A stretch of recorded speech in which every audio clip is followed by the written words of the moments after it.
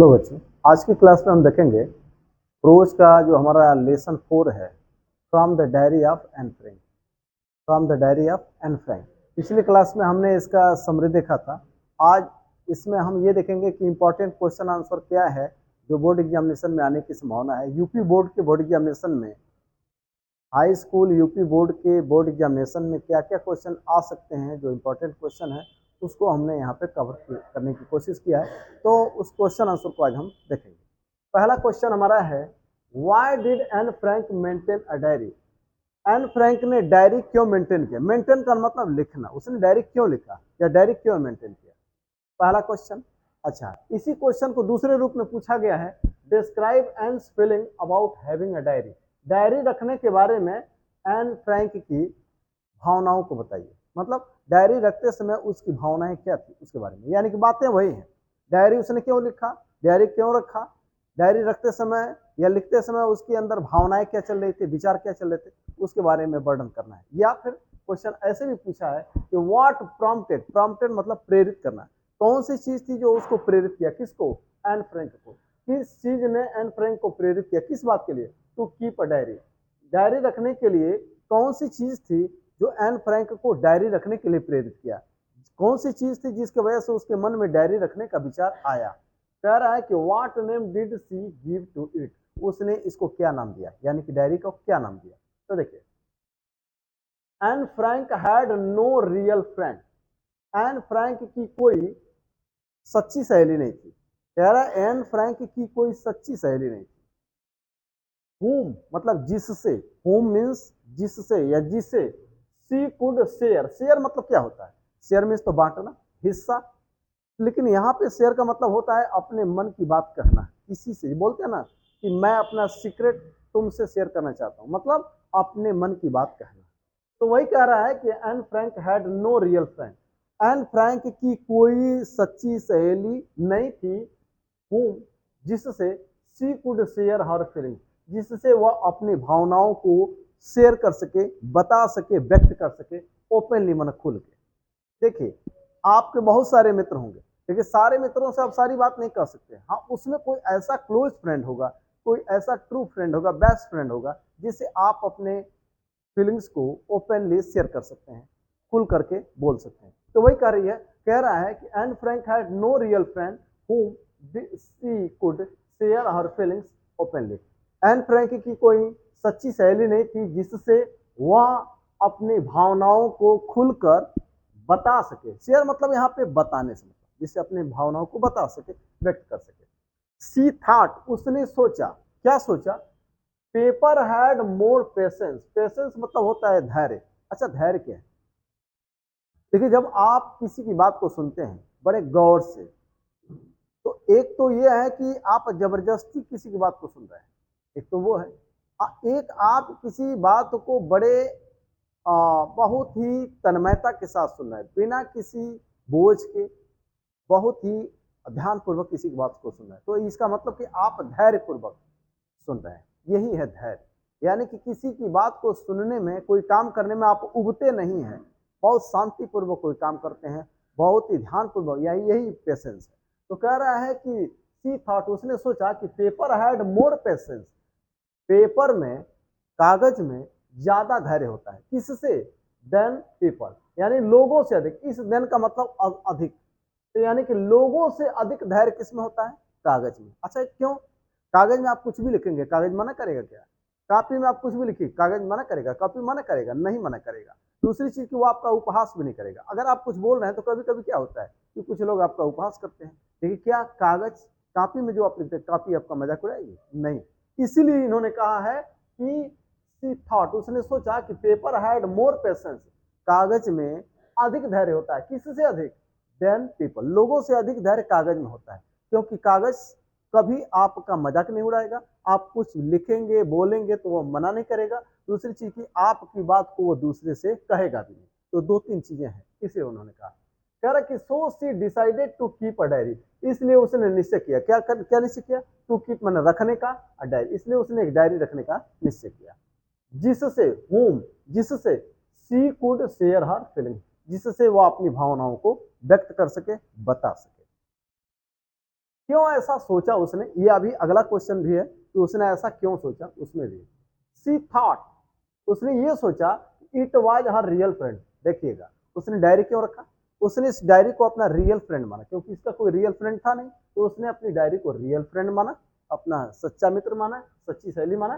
सी named, उसने named मतलब होता है नाम देना, नाम रखना। सी नेम्ड इट, उसने इसको क्या नाम दिया, एज किटी, उसने अपनी डायरी को नाम दिया किटी। चलिए अगला क्वेश्चन, देखिए इसमें 3 क्वेश्चन है। आपको ऐसा भी हो सकता है कि एक यही क्वेश्चन पूछ दे कि what did Anne Frank say about her father. Anne Frank अपने पिता के बारे में एन फ्रैंक ने अपने पिता के बारे में क्या कहा। यह भी पूछ सकता है कि what did Anne Frank say about her grand mother, Anne Frank ने अपने ग्रैंड मदर के बारे में क्या कहा। What did Anne Frank say about her about Mrs cuprous, उसने मिसेस क्यूपरस के बारे में क्या कहा। तो 3 क्वेश्चन इसी में है। अब कई जगह ऐसा है कि 2 को जोड़ करके दे दिया है, तो हमने तीनों को यहाँ पे लिखा है, कोई भी आएगा तो आप उसको लिख लेंगे। तो देखिए क्या कहा उसने अपने पिता के बारे में, उसको जरा देखें। कह रहा है कि Anne Frank said, Anne Frank ने कहा that her father was the most adorable. Most मतलब सबसे अधिक, अडोरेबल माना प्रशंसनीय, उसके पिता सबसे प्रशंसनीय थे। सी हैड एवर नोन, यहाँ पे नोन होगा, यहाँ पे एन बढ़ाइएगा, नो का थर्ड फॉर्म नोन। तो कह रहा है कि उसने जितने पिताओं के बारे में सोचा है, अन्य जितने पिता हैं इस दुनिया में, तो वही कह रही है कि जितने पिताओं के बारे में उसने सुना है, जाना है, उनमें सबसे प्रशंसनीय और पूजनीय कौन थे, उसके पिता थे। तो ये क्वेश्चन, ये सेंटेंस मैंने बिल्कुल किताब से ही लिया है, उसमें से कुछ जोड़ा घटाया नहीं, केवल पर्सन में कुछ बदलाव किया है। तो Anne Frank said, Anne Frank ने कहा कि that her father was the most adorable father, कि उसके पिता दुनिया के सबसे अच्छे पिता थे, सबसे प्रशंसनीय, सबसे पूजनीय पिता थे। और सी हैड एवर नोन, जितना उसने जाना था। आगे देखते हैं पिता के बारे में और क्या बताया उसने। कह रहा है कि ही मैरिड हर मदर। अब कह रही है कि उन्होंने, यानी कि उसके पिता ने उसकी मां से शादी कब किया। ही मैरिड हर मदर, उन्होंने उसकी मां से शादी किया। व्हेन, जब, ही वाज 36, जब उनकी उम्र 36 साल थी, एंड सी वाज 25, और उसकी मां की उम्र कितनी थी, 25 साल। मैंने ये बता रही है अपने पिता के बारे में, एक बात और बता रही है कि उन्होंने, उसके पिता ने उसकी मां से शादी किया जब, तब जब वह 36 साल के थे, यानी उसके पिता 36 साल के थे और उसकी मां 25 साल की थी। तो 2 बातें इसने अपने पिता के बारे में यहाँ पे मोस्टली बताया है, तो इस चीज को हम मेंशन करेंगे। आगे उसने क्या कहा, एन सेड, एन कहती है या एन ने कहा दैट। अब अपने ग्रैंड मदर के बारे में उसने क्या कहा। एन सेड, एन ने कहा that her grand mother died in 1942। अपने ग्रैंड मदर के बारे में क्या बता रही कि उसकी ग्रैंड मदर कब मरी, 1942 में मरी। She loved her grandmother very much, वो अपने ग्रैंड मदर को बहुत ज्यादा प्यार करती थी, ये भी बात बताई उसने। फिर उसने कहा कि सी मिस्ड हर, वो अपने ग्रैंड मदर को मिस करती थी, अपने ग्रैंड मदर को प्यार करती थी। इवन मतलब इवन यहां तक कि आफ्टर हर डेथ, यहां तक कि उनकी मृत्यु के बाद भी कह रही है कि वह अपने ग्रैंड मदर को उनकी मृत्यु के बाद भी, यहाँ पे इवन का मतलब भी, इवन का मतलब भी होता है, तो इसका मतलब इवन का यूज कहाँ लगा करते हैं, जब आपको किसी चीज की उम्मीद ना हो और वो घटना घटित होती है, तो भी के लिए इवन का यूज करते हैं। जरा देखिएगा, कह रही है कि वह अपनी दादी को मृत्यु के, उनके मृत्यु के बाद भी प्रेम करती थी। इसका मतलब कि मृत्यु के बाद उसको भूल जाना चाहिए था, लेकिन फिर भी वो प्रेम करती थी। तो कह रही है कि सी मिस्ड हर हर, यानी कि वह उसे मिस करती थी, किसको, अपने ग्रैंड मदर को, इवन आफ्टर हर डेथ, उनकी मृत्यु के बाद। तो ये तो अच्छा, एक चीज इसमें और आप बढ़ा सकते हैं, ये छूट गया है, आप ये बढ़ा सकते हैं, a candle was lit for her. यहीं पे यह चीज आप, ये लाइन आप बढ़ा सकते हैं। क्या, a candle was lit for her, एक कैंडल जलाया गया उनके लिए, किसके लिए, ग्रैंड मदर के लिए। कब, एट द बर्थडे इन 1942, 1942 में, यानी इनके मरने के बाद भी, जो मर जाता है उसके लिए कैंडल नहीं जलाया जाता है बर्थडे पर। तो कह रही है कि जब इसकी दादी मर गई थी, उसके बाद भी 1942 में, इनके मरने के बाद, इसकी दादी के मरने के बाद भी जब इसका बर्थडे मनाया गया, तो उस समय इसकी दादी के लिए भी एक कैंडल जलाया गया। तो आप चाहें तो ये लाइन भी उसमें जोड़ सकते हैं। ये छूट गया था, मैंने बाद में लिख दिया। अब आगे बढ़ते हैं कि उसने अपने हेड मिस्ट्रेस के बारे में क्या कहा। ये देखिए, ये लाइन आप कहाँ जोड़ेंगे, यहां पे जोड़ेंगे, जोड़ना होगा तो यहां पे जोड़ेंगे, यहां पे डेथ के बाद। अब आगे बढ़ते हैं कि एन फ्रैंक ने अपने मिसेस क्यूपरस के बारे में क्या कहा, जो उसकी टीचर थी। करिए एन सेड, ने कहा that in in the sixth form, in the sixth form मतलब इन द सिक्स्थ क्लास, जब क्लास 6, यहाँ पे फॉर्म का मतलब class, class 1, class 2, class 3, class 4, class. आप जैसे बच्चे क्लास 2 में पढ़ते हैं, क्लास 3 में पढ़ते हैं, क्लास 4 में, क्लास 6 में, तो यहाँ पे फॉर्म का मतलब क्लास। तो कह रही है एन सेड, एन ने कहा कि that in the sixth form, की कक्षा 6 में यानी कि क्लास 6 में, हर टीचर वाज मिसेस क्यूपरस, उसकी टीचर कौन थी, मिसेस क्यूपरस। मिसेस क्यूपरस के बारे में उसने क्या कहा, ये भी पूछा है कई जगह, तो ये भी हमने लिख दिया कि कह रही है कि एन सेड, एन ने कहा कि that in the sixth form, 6वीं क्लास में यानी कि क्लास 6 में उसकी टीचर कौन थी, मिसेस क्यूपरस। फिर आगे उसने कहा कि सी was her mistress also, her head mistress. देखिए हेड मास्टर मतलब, हेड मास्टर देखिए हम लोगों के यहाँ यूपी में अगर देखा जाए तो जो परिषदीय विद्यालय होते हैं, प्राथमिक जो गवर्नमेंट कॉलेज होते हैं, उसमें टीचर को मास्टर बोला जाता है, और जो उसके जो प्रिंसिपल होते हैं उसको हेड मास्टर बोला जाता है।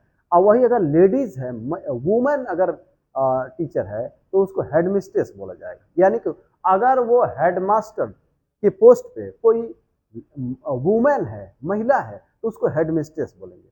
यानी कि मास्टर का जो फीमेल वर्ड जो उसके लिए यूज करते हैं, मिस्ट्रेस बोलते हैं।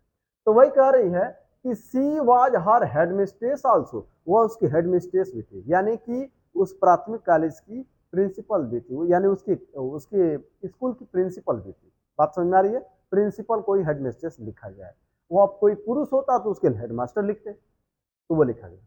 तो यानी कि जब क्लास 6 में थी तो उसकी टीचर कौन थी, मिसेस क्यूपरस, और she was her headmistress also, वह उसकी हेडमिस्ट्रेस भी थी। करे कि Anne was deeply attached, deeply माने बहुत ही गहराई से जुड़ी हुई थी, गहरा संबंध था, अटैच मतलब जुड़ना, टू हर। कह रहे कि एन उनसे से, किसी से, मिसेस क्यूपरस से बहुत गहराई से जुड़ी हुई थी। और फिर क्या बात कहा उसने, दे हैड टीयर्स, आंसू थे, उनमें आंसू थे, कहां, इन देयर आईज, उनकी आंखों में आंसू थे। कब, एट द फेयरवेल। जब फेयरवेल मतलब क्या होता है, विदा लेना।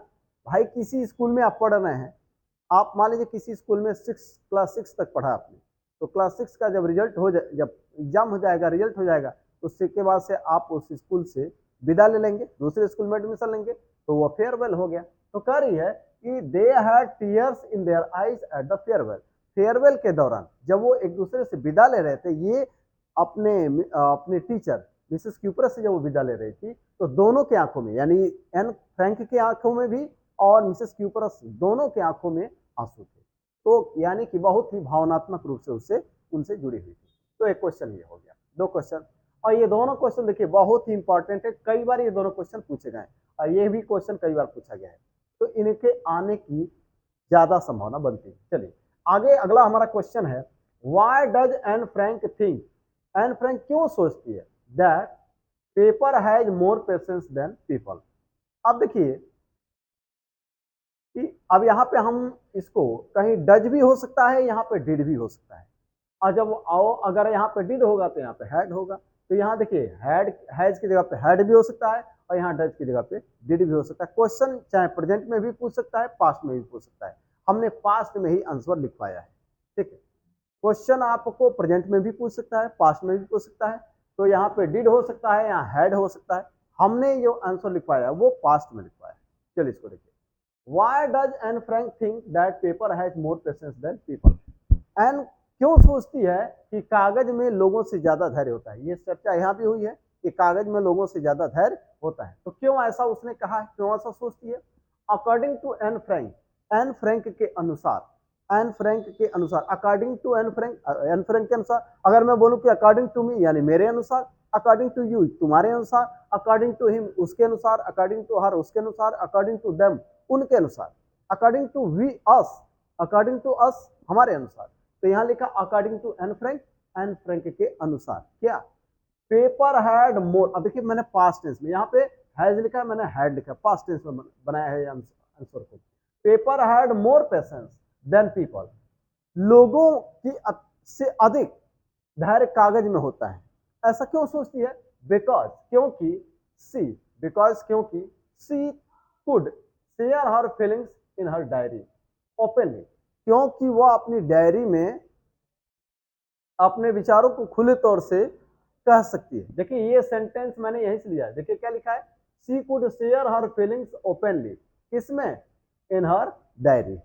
ये चीज मैंने लिखा है, सी कुड, बिकॉज उसने ऐसा क्यों सोचा कि पेपर में लोगों से ज्यादा धैर्य होता है, क्योंकि, क्योंकि बिकॉज क्योंकि she could share her feelings, उसने ये सोचा कि वह अपनी डायरी में क्या कर सकती है, अपनी भावनाओं को खुल करके व्यक्त कर सकती है, अपने डायरी में खुल करके अपनी बातों को कह सकती है। ठीक है, इसीलिए उसने कहा कि पेपर में। अब देखिए डायरी क्या है, डायरी में जो लिख रही है वो उसका मजाक तो उड़ाएगी नहीं, डायरी उसको कुछ बोलने से लिखने से रोकेगी नहीं, डायरी उसकी बातों को दूसरे से कहेगी नहीं, इसीलिए उसने कहा है कि डायरी में लोगों से अपेक्षा लोगों से ज्यादा धैर्य होता है। देखिए वही चीज लिखा है, it would listen to her, listen means सुनो ना, to her feelings with patience, वह उसके भावनाओं को इसके साथ, विथ मतलब के साथ, इसके साथ धैर्य के साथ सुनेगी, यानी कि उसकी डायरी उसकी बातों को धैर्य के साथ सुनेगी। डायरी में कुछ भी लिखेगी, डायरी उसको मना करेगी, नहीं मना करेगी। तो इसलिए वो सोच रही है कि वो डायरी में जो कुछ भी लिखेगी, it would listen to her feelings, वह उसके भावनाओं को सुनेगी विथ पेशेंस, धैर्य के साथ। पहली बात। अच्छा, लोगों से कभी कभी आप बोलते हैं तो कुछ देर तक लोग सुनेंगे, कुछ अगर ज्यादा देर तक बात करेंगे लोगों से तो हो सकता है कि लोग आपकी बात को ध्यान से न सुने, या वो शायद आपको मना कर दें कि अब रहने दीजिए, अब बहुत ज्यादा हो गया, ऐसा भी हो सकता है। यानी कि लोग जो है बहुत देर तक आपकी बात को सुन नहीं सकते, लेकिन ये डायरी मना नहीं करेगी। तो कह रहा है कि it would listen to her feelings with patience, वह उसकी भावनाओं को धैर्य से सुनेगी, ये उसने सोचा। देखिए पास्ट टेंस में जब कहानी होती है तो विल शैल को वुड कर देते हैं, नरेशन का रूल है, क्वैन को कुड कर देते हैं, मे को माइट कर देते हैं। अब कह रहा है कि it would not ridicule her, ridicule मतलब मजाक उड़ाना, उपहास करना। कह रहा है कि ये डायरी उनका मजाक नहीं उड़ाएगी, डायरी उसका मजाक नहीं उड़ाएगी। देखिए कभी कभी ऐसा होता है कि आप दोस्तों में बात कर रहे हैं, किसी से आप बात कर रहे हैं, कभी कभी आपकी कोई बात पर सामने वाला आपका मजाक उड़ा देता है, ऐसा हो जाता है, लेकिन डायरी तो ऐसा नहीं करेगी, डायरी ऐसा नहीं करेगी। इसीलिए उसने सोचा it would not ridicule her, यह उसका उपहास नहीं करेगी, मजाक नहीं उड़ाएगी। It would not open her secret, और वो सीक्रेट मतलब जो बात आप दूसरे से नहीं बताना चाहते, सबसे नहीं बताना चाहते, या कोई नहीं जानता है, तो वो क्या है, सीक्रेट। जो बात केवल आप ही जानते हैं, दूसरा नहीं जानता है, तो वो क्या है आपके लिए, सीक्रेट है। तो कह रहा है कि it would not open her secret, या उसके सीक्रेट को भी कहीं नहीं ओपन करेगी, या उसके रहस्य को भी कहीं ओपन नहीं करेगी। तो तीन बातें हैं, इन्हीं तीन बातों को देखते हुए उसने ये माना है कि कागज में लोगों से अधिक धैर्य होता है।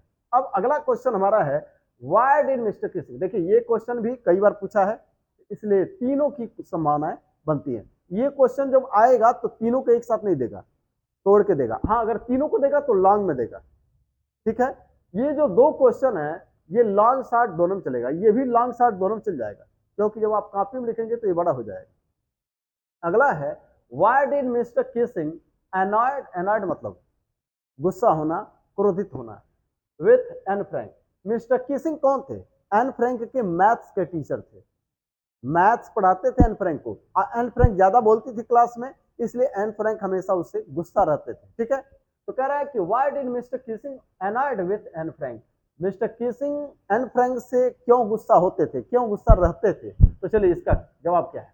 Mister Keesing was a strict teacher, mister Keesing क्या थे, एक स्ट्रिक्ट टीचर थे। स्ट्रिक्ट टीचर मतलब क्या, जो नियम का पक्का हो, जो नियम से काम करता हो, नियम से ही रहता हो और नियम से ही दूसरों को भी रखना चाहता हो, तो वो क्या है, स्ट्रिक्ट है, सख्त है। तो कह रहा है कि mister casing was a strict teacher, mister casing एक सख्त टीचर थे, स्ट्रिक्ट टीचर थे। Anne Frank talked very much, Anne Frank बहुत बोलती थी in the class, Anne Frank class में बहुत बोलती थी, ठीक है। ही वार्न, वार्न मतलब चेतावनी देना, ही वार्नड हर, उन्होंने उसको चेतावनी दिया, मेनी टाइम्स, उन्होंने उसको यानी कि किसको, एन फ्रैंक को कई बार चेतावनी दिया। मेनी टाइम्स मतलब कई बार, 2 टाइम्स 2 बार, 3 टाइम्स 3 बार, मेनी टाइम्स कई बार। तो उन्होंने उसको यानी कि एन फ्रैंक को कई बार चेतावनी दिया।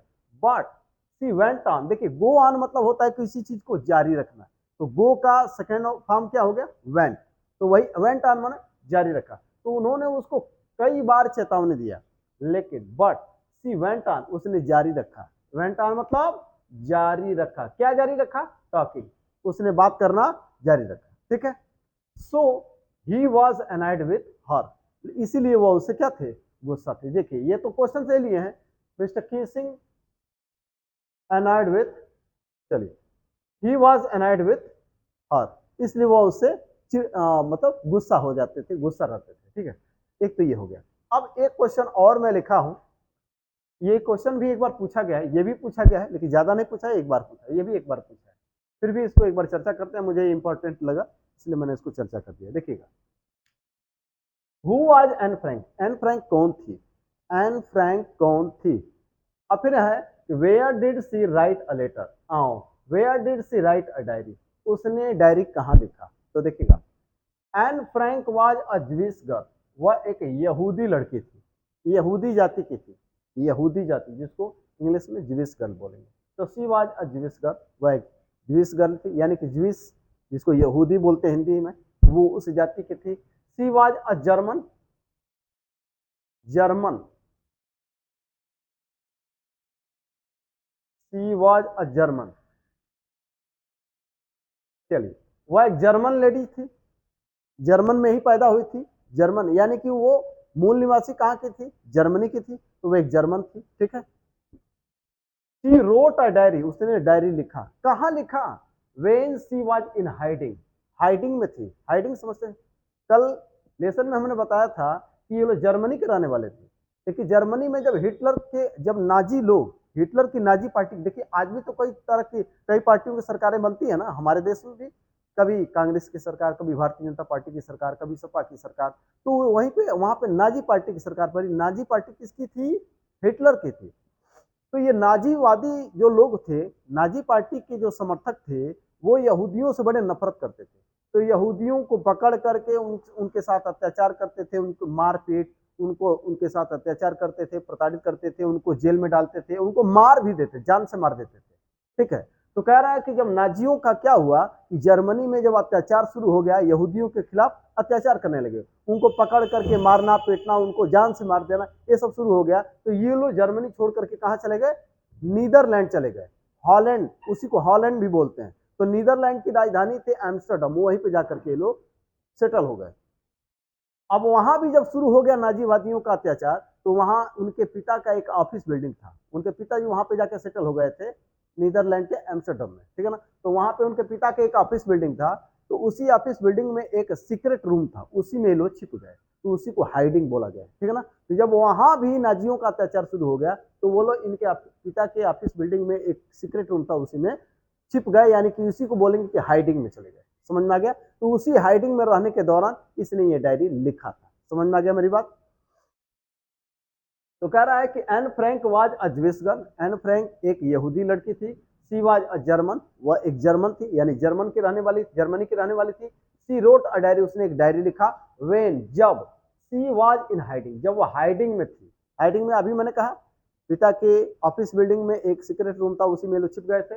तो when she was in hiding, जब वह हाइडिंग में थी, किसके साथ, विथ हर फैमिली, अपने फैमिली के साथ, एंड 4 फ्रेंड्स, जब ये लोग हाइडिंग में थे तो कौन कौन थे, इनकी फैमिली थी, यानी इनकी बहन, ठीक है, इनकी बहन थी, ये थी, इनके माता पिता थे, और इनकी 4 सहेलियां भी थी, और इनकी दादी भी थी, बाद में इनकी दादी की मृत्यु भी हो गई। तो कह रहा है कि when she was in hiding, कब उसने डायरी लिखा, जब वो हाइडिंग में थी, with her family and 4 friends, जब वो अपने परिवार और 4 सहेलियों के साथ वो हाइडिंग में थी।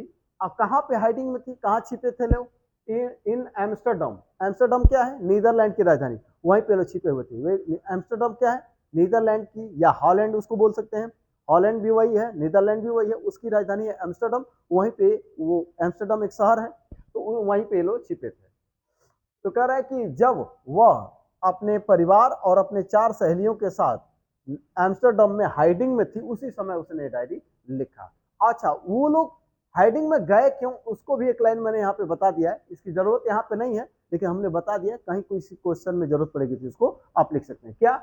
दे had to go into hiding, उन्हें हाइडिंग में जाना पड़ा। क्यों?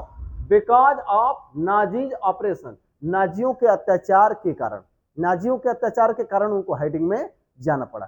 तो ये आपके 5 क्वेश्चन है, इसमें ज्यादा से ज्यादा चीजों को मैंने कवर करने का प्रयास किया है, लेकिन वैसे इसकी समरी आप पढ़ लीजिएगा। जो ऑब्जेक्टिव टाइप क्वेश्चन में वो चीजें और भी आ सकती हैं जो इसमें कवर नहीं है, तो उसको एक बार पढ़ लीजिएगा। और मैंने कोशिश किया है कि जो इंपॉर्टेंट क्वेश्चन और आंसर है उसको मैं कवर कर दूं, तो कवर करने का मैंने प्रयास किया है। तो आज के लिए इतना ही, इसी के साथ ये चैप्टर खत्म होता है। आज के लिए इतना ही, धन्यवाद।